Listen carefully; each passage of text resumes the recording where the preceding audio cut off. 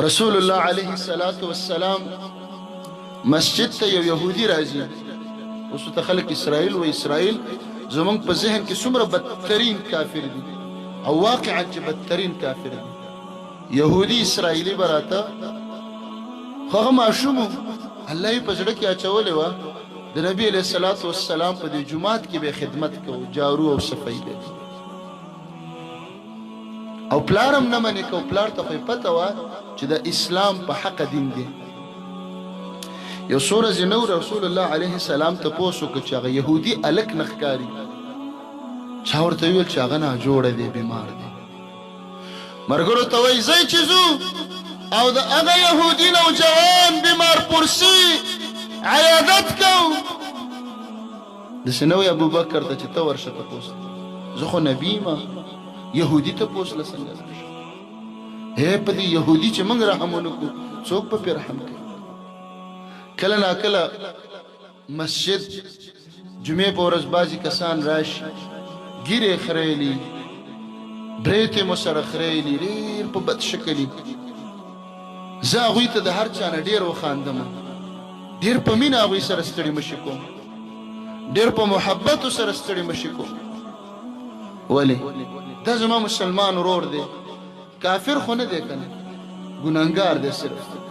او دا ګناهګار زه مو ته یم چې اوزه فاسقه او دی مو ته وایي اوزه فاسقه.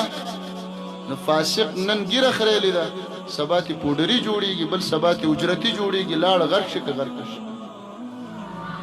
په دې امت د رحم د شفقت لاس راکړه. نبی علیه السلام ته الله فرمایي چې دا د الله رحم دی پتا چې ته فبما رحمة من الله لنت لهم تنرمي ولو كنت فظا غليظ القلب لانفضوا من حولك. کستا زړه سخت وی، سخت زړی دې ته وایي چې یو ځل خفه شي په وړه خبره بیا په خوله کېږي نه. نه بس د لورې واده و ما ته یې نه ویلي. نو د لور واده کې خاص څوک چاته څه نه یاره زه ورکره ورغلی وم او د کاوې پیاله مې تشه او ده راته ډکه نه کړه.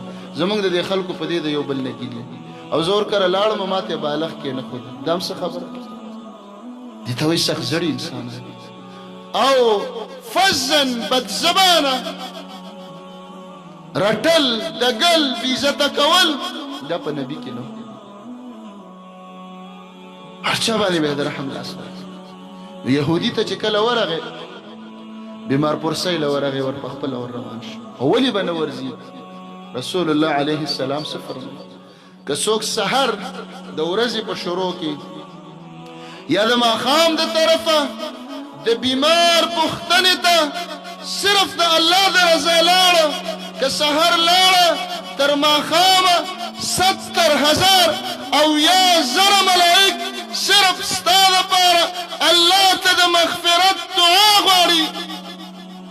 او که ماښام لاړه سحر او بیا چې ورسره دا نیت هم ملګری شي چې الله دې سړي ته مې دعوت هم په زړه کې دی، که دا سړی زما په دې ورتللو ښه شي نو ثواب دې ډبل شي.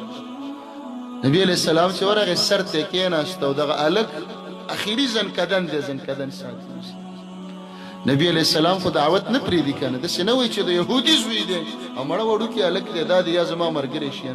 دا به سبا دا واړه دا د سبا ورځې علما دي، دا د سبا ورځې شیخان دي، دا د سبا ورځې قاضیان دي، مفتیان دي، بادشاهان دي، وزیران دي. د دوی تربیت وکړو. دا خو زمونږ سبانۍ نسل دی. دا خو د اسلام قیمتي ونې به د دې نه جوړېږي. نن دا وړې وړې لښتې دي، سبا به ونې ده میوهدارې ونې به ترې الله جوړېږي. نو نبي علیه السلام داسې نه وایي چې وړوکي هلک دی اوس به ده ته دعوت ورکړو. او د یهودي په کور کې خوف او ډار نشته. ورته وایي ځوانه قل لا اله الا الله کلمه ووایه. هغه هلک داسې خبرې نشي کولی ډېرې. په دې سترګو کې پلار ته وکتل چې څه وکړم پلاره، کلمه وویم که نه ویم؟ سترګې پلار ته واړولې. نو پلار ورته څه وایي؟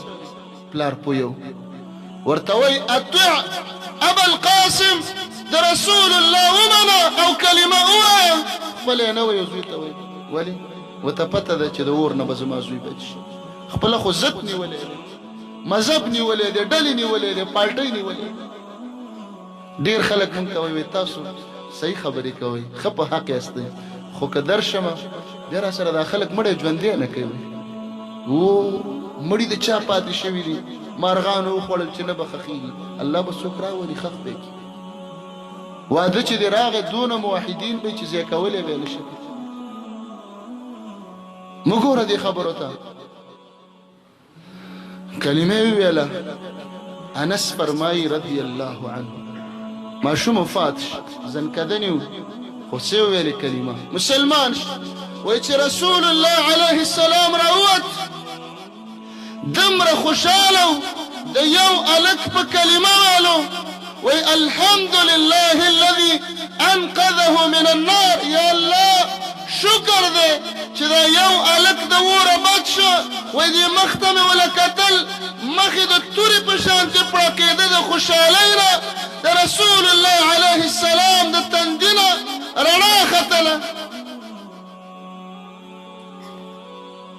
موږ د یو مسلمان غم نه کوو زموږ نبی د یو یهودي کور ته ورځي چې کلمه